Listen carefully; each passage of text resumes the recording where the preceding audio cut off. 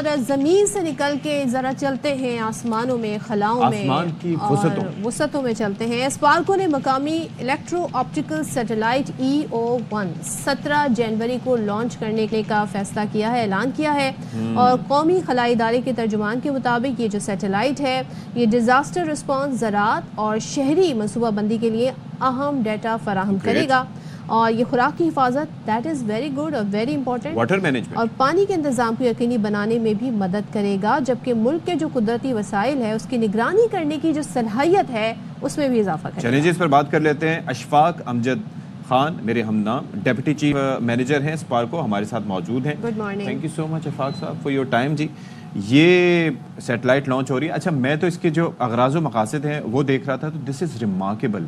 हमारे यहाँ food security, food insecurity में तब्दील हो गई है। हमारे यहाँ वाटर मैनेजमेंट, रिसोर्स मैनेजमेंट कम है, बेहतर होनी चाहिए, क्योंकि पानी एक ऐसी कमोडिटी है जिसको आप प्रोड्यूस नहीं कर सकते, प्रिजर्व कर सकते हैं। तो this is very good. Tell us more about this satellite. बिल्कुल, बिस्मिल्लाहिर्रहमानिर्रहीम। और बहुत बहुत शुक्रिया एयरवाई का कि उन्होंने हमें इनवाइट किया। और मैं आपके पूरी कौम से मुखातिब होते हुए ये बताना चाहता हूँ कि अल्हम्दुलिल्लाह स्पार्को ने अपना first indigenous electro optical satellite तैयार कर लिया और उसकी पूरी टेस्टिंग मुकम्मल करके अभी इस टाइम पे वो चीचुआन सैटेलाइट लॉन्च सेंटर चाइना के अंदर मौजूद है। और इंशाल्लाह उसकी लॉन्च की तैयारियां तकरीबन मुकम्मल हैं और इंशाल्लाह 17 जनवरी 2025 को इंशाल्लाह आप सबको खुश, यानी कि अब से 3 दिन बाद। जी, अब से 3 दिन बाद। और ये इंतहाई अहम मरहला होता है जिसके अंदर सारी टेस्टिंग चल रही होती है और लॉन्च से पहले तक की सारी तैयारियां मुकम्मल हो चुकी हैं अभी तक।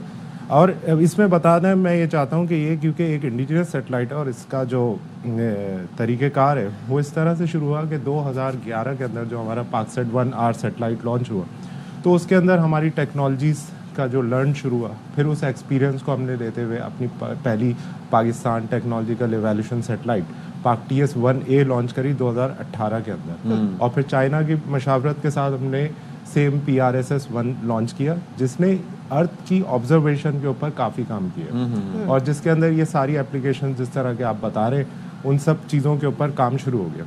अच्छा। और फिर लास्ट ईयर आपने देखा कि स्पार्को ने 2 सैटेलाइट्स लॉन्च किए, एक मून मिशंस के लिए, मैप्स और नेविगेशन का भी बड़ा फायदा हुआ, और एक पाकसेट MM-1। अब इन सारी टेक्नोलॉजीज़ की जो एक्सपर्टीज़ थी उन सबको बरोकार लाते हुए अब ये हमारा मुकम्मल तौर पे इंडिजीनियस सेटेलाइट यानी कि ज़ाती तौर पे यहाँ का तैयार करता जी पूरा, और ये कम्प्लीटली मेड इन पाकिस्तान है अल्हम्दुलिल्लाह, और पूरी कौम को इस पे फ़ख्र है।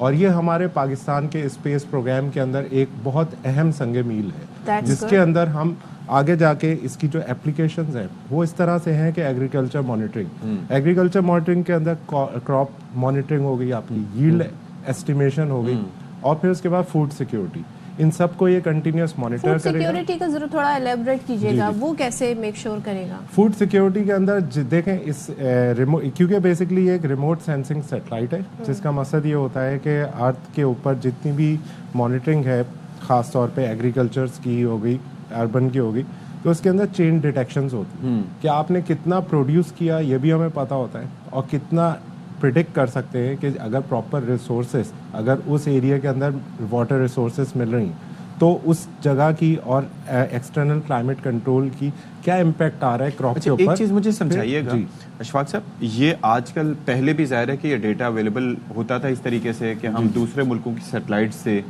मांग लेते थे फ़ायदा, इनकी इमेजिंग या इमेजरी जो है वो कितनी स्ट्रॉन्ग है? दूसरा ये है कि आजकल आपको पता है कि दुनिया जा रही है सैटेलाइट्स के साथ साथ ड्रोन टेक्नोलॉजी पे भी। जी। आजकल एक किसान भी उठ के अपने पूरे रकबे का जायजा घर बैठे हुए ले सकता है ड्रोन्स के जरिए या उसके ऊपर कैमरे के जरिए। तो उसके अंदर इनकी अफादियत क्या है? ये सैटेलाइट हमेशा ग्लोबल कवरेज के ऊपर होता है, और आपके इल्म में है कि हमेशा ड्रोन जो होता है वो बड़े लिमिटेड एरिया के ऊपर फोकस करता है। लाइक आप उसको 1 किलोमीटर के एरिया को स्कैन आउट कर लें, ठीक है, मैक्सिमम। लेकिन जितनी भी हमारी मुल्क की पूरी क्रॉप मॉनिटरिंग है या हमारी एग्रीकल्चर है, उसका ताल्लुक सिर्फ उस ज़मीन से नहीं होता, बल्कि उस ज़मीन पे आने वाले इफेक्ट्स, अवेलेबल वाटर रिसोर्सेज और सॉइल की ओवरऑल कंडीशन और एक क्लाइमेट का इम्पैक्ट। तो ये इसके अंदर आपको क्या करना होता है कि आपको कंटिन्यूस पूरे पाकिस्तान का जहाँ से वाटर रिसोर्स जनरेट हो रही है और फिर जहाँ तक डिस्ट्रीब्यूट हो रही है। तो इससे हमें प्रिडिक्ट करना होता है कि भाई ये चीज़ जो है वो आगे आने वाले दिनों में जिस लैंड के ऊपर और हम मैंने फोकस आपसे कर रहे हैं। इमेजरी का पूछा या इसकी जो इमेज अपडेशन होती है वो कितने फास्ट है, कितना उसका तरीक़ेकार है, प्लस हमारे फ्लड्स का हमें सामना होता है जी जी उसके अंदर इसका कोई रोल हो सकता है? जी बिल्कुल। अभी हमने पहला एरिया जो अभी हम डिस्कस कर रहे थे वो था हमारा एग्रीकल्चर। अच्छा जी, अब इसके अंदर सेकंड पार्ट जो आता है वो आता है आपकी नेचुरल रिसोर्स मॉनिटरिंग, जिसमें आपकी water resource monitoring, forestry monitoring, क्योंकि देखें अगर आपके पास फॉरेस्ट नहीं होंगे तो उसके अंदर आपके पास एक ओवरऑल क्लाइमेट का एक इम्पैक्ट आएगा, जिसकी वजह से हमारे पास जो आउटपुट एज अ फीडबैक जो वाटर रिसोर्सेस है वो हमारी काफी डिप्लीट हो जाएंगे। जी डिप्लीट हो जाएंगे और फिर उसके साथ साथ फिर आगे जाके आपकी एंटिसिपेशन बड़ी मुश्किल हो जाएगी। आपकी मौजूदगी का फायदा उठाते हुए 25 जनवरी को 6 प्लैनेट्स अलाइन होने वाले in the sky, in the night sky, और हमें 4 तो नेकेड आई से दिखेंगे लेकिन 2 के लिए टेलीस्कोप चाहिए, क्योंकि तो हमारे पास ऑब्जर्वेटरी है स्पार्को में। तो आप लोगों ने कोई ऐसा इंतजाम किया है इसके इस इवेंट के लिए? कोई लाइव उससे देखा जा सकता है या उससे देखा जा सकता है? जी, वो हमारे डिफरेंट डिपार्टमेंट है और उसकी पूरी कैंपेन जब होगी तो वो पब्लिश होगी इंशाल्लाह। राइट नाउ अभी हमारा कंप्लीट फोकस जो है वो from the space to earth monitoring का है अभी राइट नाउ, और इस चीज़ के अंदर इंशाल्लाह जो है वो हमारे आगे आने वाले दिनों के अंदर जो हमारी सिटी प्लानिंग है, हमारी नेचुरल डिजास्टर मॉनिटरिंग है, जैसे कि अभी आप लोग देख रहे हैं कि लॉस एंजलिस और इन सब में क्या चीज़ें हो रही हैं, तो इनकी बट आई थिंक ये इवेंट जो है इसको भी आप लोगों को कवर करना चाहिए ताकि जो बच्चे इंटरेस्ट लेते हैं वो उसमें देख सकें उसे टेलीस्कोप के थ्रू। चलें जी, थैंक यू सो मच जी अशफाक अमजद खान साहब फॉर बीइंग विद अस। और चलें जी, ये बड़ा ज़बरदस्त आपने कहा है। और आप ये देखें कि पहले दुनिया की कई, आपको पता है टेलीस्कोप्स पहले हबल हुआ करती थी, उसके जरिए जायजा लिया जाता था, लेकिन अशफाक साहब ने जी जी और दूसरे क्या कर सकते हैं, अच्छा बताते हैं आपको। लेकिन दूसरा ये है कि अब आप ये देखें कि ऑब्जर्वेटरीज आपकी होती हैं, फिर टेलीस्कोप आप देखें कि तरह तरह की होती हैं, लेकिन इनका अभी स्पार्को का काम ये है कि वो स्पेस से लेके ज़मीन को मॉनिटर करने के लिए जो इवेंट्स हैं उनका जायज़ा ले रहे हैं, और फिर इसके बाद आगे भी सिलसिला होगा।